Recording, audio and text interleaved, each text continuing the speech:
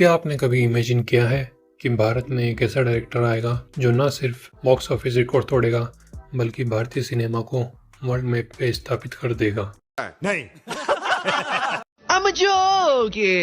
जब Hollywood film maker CGI में खो रहे थे और बॉलीवुड लव स्टोरीज में, तब इस इंसान ने भारत की मिट्टी से जुड़ी कहानियों को निकाला और दुनिया भर में उनकी गूंज उठी। नाम एस.एस. राजामौली। भारत में शायद ही कोई ऐसा सिनेमा लवर हो जो इस नाम से वाकिफ ना हो। एस.एस. राजामौली का विजन शुरू से ही अलग रहा है, बस परेशानी थी लैंग्वेज बैरियर्स की। इस कारण उन्होंने सबसे पहले तेलुगु फिल्म इंडस्ट्री में नाम कमाया, फिर अपने आप को स्थापित करने के बाद एक ऐसी फिल्म बनाई जो लोगों के सोच के भी परे थी। उसका नाम है ईगा उर्फ मक्खी। क्या आपने कभी सोचा था एक मक्खी भी फिल्म की हीरो बन सकती है? ऐसी सोच सिर्फ राजामौली की ही हो सकती है। इसके अलावा तेलुगु में काफी मास सक्सेसफुल फिल्म करने के बाद राजामौली ने एक बड़ा कदम उठाया जिसका नाम था बाहुबली।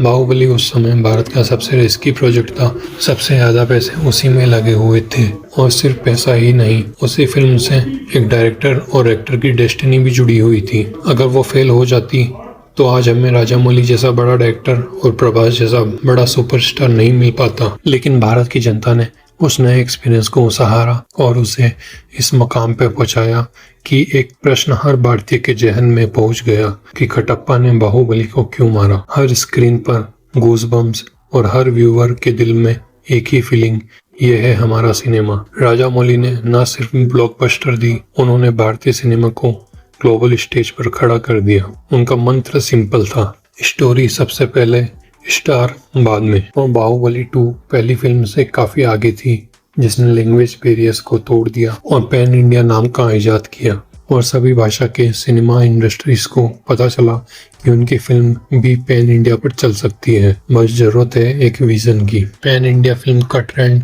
इतना बड़ा कि हर रीजनल सिनेमा वाले रिस्क लेने लगे और बड़ी बड़ी फिल्में लाने लगे। राजामौली जी की film larger than life stories बयां करती हैं, और कहीं न कहीं इन सक्सेसफुल कहानियों में उनके पिता का हाथ जरूर होता है, और बल्कि हाथ ही नहीं, स्टोरी वो खुद ही लिखते हैं। बस राजामौली जी एक ही चीज से दूर थे, वो है पूरी दुनिया। फिर वो ले आए RRR, जिसने न सिर्फ भारत में बल्कि पूरे वर्ल्ड में नाम कमाया और भारतीय सिनेमा को स्थापित किया। लेकिन ये सिर्फ RRR के रिलीज के टाइम नहीं हुआ था, ये सब हुआ जब फिल्म नेटफ्लिक्स पर रिलीज हुई। तब लोगों ने इस फिल्म को एक्सप्लोर किया और बहुत सपोर्ट किया। लेकिन अब राजामौली जी का एक ही प्लान है कि रिलीज ही वर्ल्ड लेवल पर किया जाए, और उनकी नेक्स्ट फिल्म, जिसे ग्लोब ट्रॉटर कहा जा रहा है, उसके सहारे भारतीय सिनेमा को वर्ल्ड मैप पर इतना अच्छे से स्थापित करना कि भारत का हर फिल्म मेकर के लिए रास्ता खुल जाए और भारत की सॉफ्ट पावर पूरी दुनिया देखे। एस.एस. राजामौली की फिल्मोग्राफी में कल्चर का सबसे बड़ा रोल रहा है।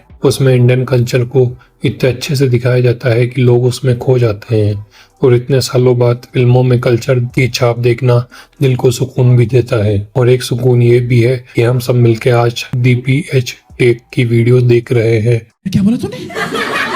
तो सब्सक्राइब करें द BH टेक। तो राजामौली जी की नेक्स्ट फिल्म से मेरी ये एक्सपेक्टेशन है कि वो वर्ल्ड लेवल का VFX तो दिखाएगी ही, ये तो ऑब्वियस है, लेकिन उसके साथ साथ ये फिल्म कल्चर को भी अच्छे से दिखाएगी और पूरे विश्व में अपने भारत का गुणगान करेगी। एस.एस. राजामौली जी के फैंस है तो हेटर्स भी है, जो ये कहते हैं कि राजामौली के कुछ शॉट्स कॉपीड होते हैं। तो चलो, मैं इसे डिफेंड नहीं करूंगा, लेकिन जो भी हो, इंडियन सिनेमा को इतना आगे ले जाने के पीछे सिर्फ एक ही इंसान है, वो है राजामौली। और मैं ये प्राउडली कह सकता हूँ कि he is the India's biggest director of all time. और मैं उस दिन का वेट कर रहा हूँ जब वो महाभारत फिल्म को स्टार्ट करेंगे। महाभारत उनका ड्रीम प्रोजेक्ट है, और वो कहते हैं कि उन्हें हर फिल्म महाभारत के नजदीक ले जा रही है, और वो उनको नई नई चीजें सिखा रही हैं। तो आपका क्या ओपिनियन है एस.एस. राजामौली जी की फिल्म्स के बारे में?